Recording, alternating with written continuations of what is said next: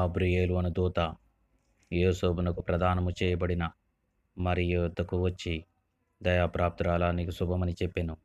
అందుకు ఆమె ఆ మాటకు బహుగా తొందరపడి ఈ శుభవచనం ఏమిటో అని ఆలోచించుచుండగా, మరియా, భయపడకము, నీవు దేవుని వలన కృప పొందితివి. నీవు గర్భము ధరించి కుమారుని కని ఆయనకు యేసు అని పేరు పెట్టుదు అని చెప్పెను. అందుకు మరియా అడిగిన మొదటి ప్రశ్న, నేను పురుషుణ్ణి ఎరుగని దానినే, ఇది ఎలాగూ జరుగునని అడిగాను. ఆ దినాలలో ఇజ్రాయేలులో కట్టుబాట్లు బహు కఠినమైనవి. వివాహం కాకుండా గర్భం ధరిస్తే సమాజమంతా రాళ్లతో కొట్టి చంపే ఆచారం వారిది. అయినా వాటినేమీ లెక్క చేయకుండా దేవుని మాటకు శిరసావహించినది.